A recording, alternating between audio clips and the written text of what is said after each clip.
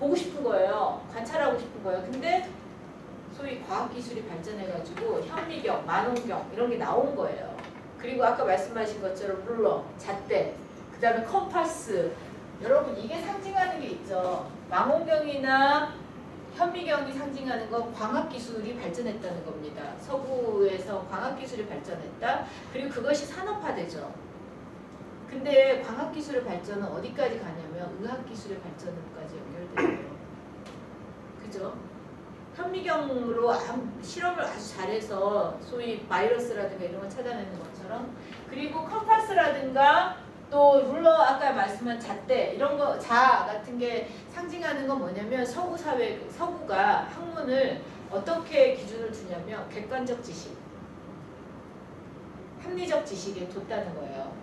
그러니까 밑에 부분, 지구상에서 저 우주를 향해 있는 저 많은 망원경이나 이런 것들이 상징하고 있는 건, 그랑빌이 저걸 그린 이유는 자기 시대가 이제 기술적으로 도달한 수준을 보여주는 겁니다. 망원경, 현미경, 컴파스, 룰러를 통해서 객관적이고 과학적인 지식의 세계를 획득한 19세기 서구인, 서구 유럽인 이렇게 된 겁니다. 근데 재밌는 건 이 망원경이나 소위 뭐 망원경이나 뭐죠? 유리수의 잣대, 정수의 자들, 거기에 그러니까 막 감정이나 주관성을 다 배제한 것 같은 저 과학과 그 객관적 지식의 체제가 보고 있는 게 고대 그리스 신화적 그 우주인 거예요. 저 그림을 보여주는 건 두 소위 아이러니인 겁니다. 한 세계가 19세기 산업기술과 첨단 과학의 세계를 그리고 있다면 우주의 세계에 대해서는 여전히 우리는 그리스 로마 신화의 세계 속에서 상상하고 있는 거예요. 그래서 아폴론이 막 달려가고 다이아나가 이렇게 쫙 저쪽에서 오고, 그래서 이렇게 겹치는 그게 개기식이야 뭐 이렇게 되는, 네? 이렇게 보는 거예요. 여러분 우리는 이 그림을 보고, 저는 정말 귀엽다고 생각하는 일러스트레이션이 진짜 귀여워요. 이 상상력이 귀엽습니다. 근데 귀엽다고 생각하면서 등골이 싹 서늘해질 때가 많은데요. 뭐냐면 지금 내가 어떤 거를 저렇게 보고 있는 건 아닐까? 내가 스마트폰으로, 내가 빅스비를 쓰면서, 내가 시리를 쓰면서 하는 짓은 내 눈앞에 비치는 세계는 저 고대 그리스 로마식의 토가를 휘날리면서 날아오르는 그 아폴론 아닌가? 이런 생각을 하게 돼요. 아까 제가 공기청정기 광고 얘기했던 것도 마찬가지잖아요. 우리는 최첨단 인공지능의 공기청정기를 사용할 수 있는데 거기서 바라는 건 원시적 자연에서 불어오는 것 같은 청정한 바람이에요. 이런 모순들이 있는 거죠. 네. 오른쪽 거는 뭐냐면 달빛을 받아가지고 그 달빛을 모아서 이미지를 고착시킬 수 있다는 식의 그 일종의 뭐라 그러죠? 그러니까 월광 포토그래피 같은 것들을 상상했던 걸 그림으로 그린 겁니다. 그러니까 인류는 이미지를 고착시키는 것, 영원하게 하는데 굉장한 애를 썼었어요. 그리고 그것이 사진의 발명과 지금 우리 같이 휴대폰 안에 고성능 카메라를 담을 수 있고 누구나 쉽게 이미지를 변조할 수 있는 시대까지 발전시킬 수 있었던 배경입니다. 자, 그런데 이제 넘어갈게요. 이런 식의, 자, 여기도 제가 이쪽 그림들도 앞에 일러스트레이터, 화가, 같은 화가가 그린 겁니다.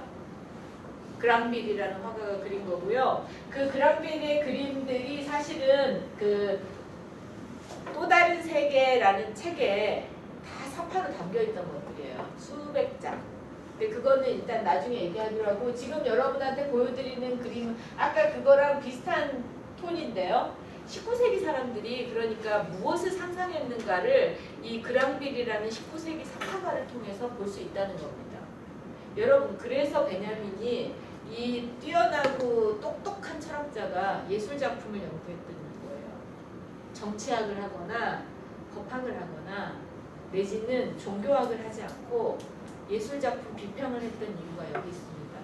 베냐민의 지론에 따르면 한 시대를, 진정한 한 시대를 아는 거는 그 시대의 어떤 정치적 현안이라든가 아니면 뭐 종교적 신념이라든가 아니면 경제적 수준이라든가를 공부할 게 아니라 예술작품을 공부해라, 분석해라라고 한 겁니다.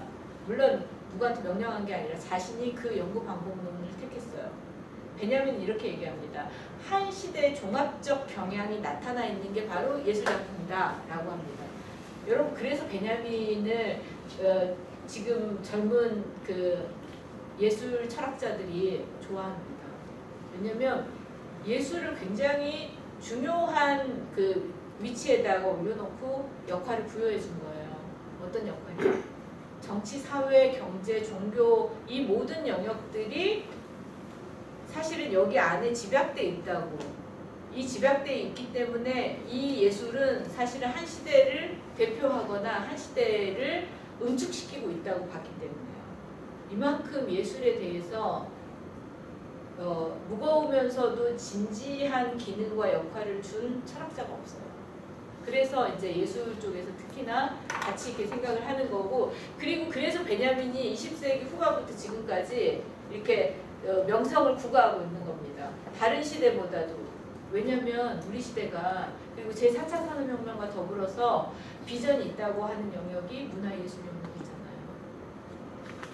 제가 설명을 좀 띄엄띄엄 했나요? 다시 정리해볼까요? 괜찮습니다. 아, 괜찮아요. 네. 아시겠죠? 아시겠죠? 그러니까 무슨 맥락이 있는 거예요.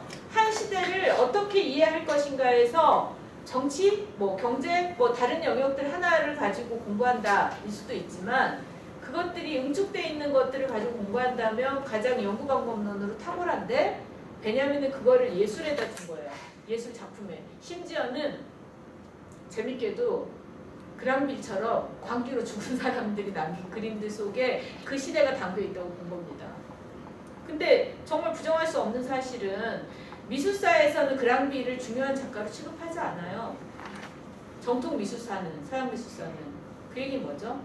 마이너리티라는 건데, 주변부 예술가라는 건데, 그 시대에, 그리고 심지어 우리 시대까지도 미술, 규범적인 미술에서는 중시하지 않지만 베냐민으로서는 그 시대를 진정하게 포착해낸 뛰어난 예술가들이 있다고 본 겁니다. 그 중에 하나가 그랑빌이고, 왜냐? 그랑빌의 그림을 보면 그 시대의 사람들이 꿈꿨던 것, 욕망했던 것, 그러나 그때의 기술 수준이 어땠는지, 기술 수준은 어땠는데 모순적으로 사람들이 사고했던 정도의 수준은 어땠는지 같은 게 막 얽히고 설켜 들어가 있기 때문인 겁니다.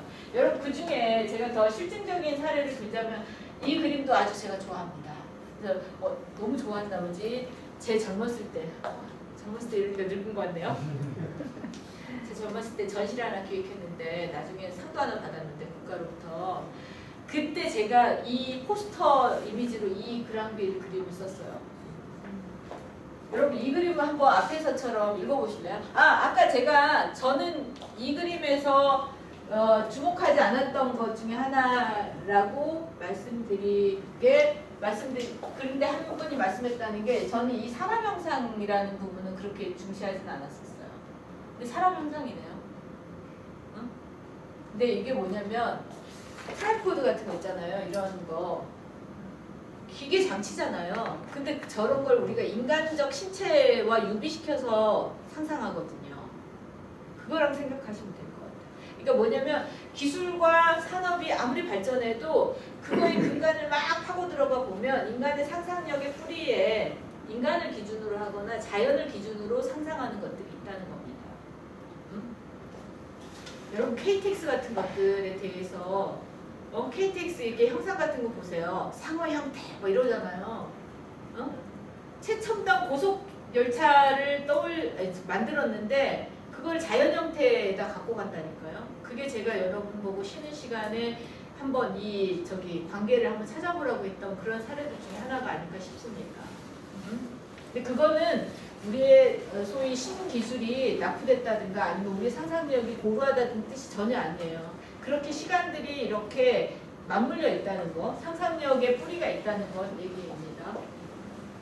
이 그림으로 가면 여러분 지금 우리 시대 기술 수준 4차 산업혁명을 얘기하고 있는데 여러분이 우주 여행 하실 수 있어요? 앨런 머스크는 앞으로 화성을 여행하는 거를 자기가 상품으로 내놓겠다고 하고 또 개중에 우주 갔다 온 사람이 있긴 해요. 그죠? 갔다 오기만 한 것 같아요. 그냥.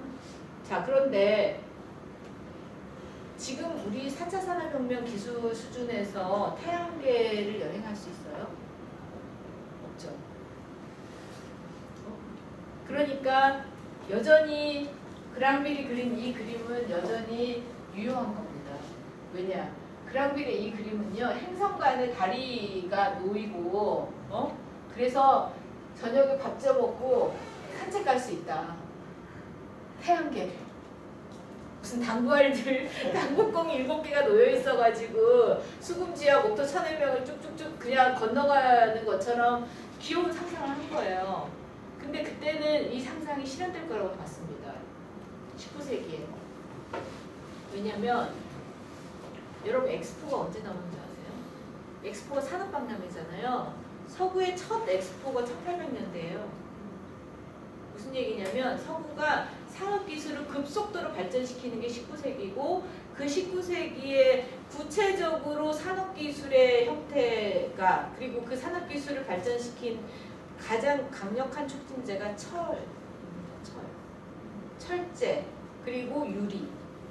철제와 유리가 신소재로 등장해요. 지금 우리가 무슨 티타늄 얘기하고 제가 그 신소재 공학과 출신이 아니어가지고 잘 모르는데 여러분도 생각해 보세요. 최첨단 요즘에 무슨 나노 뭐 어쩌고 막 이런 얘기도 하고 그러잖아요.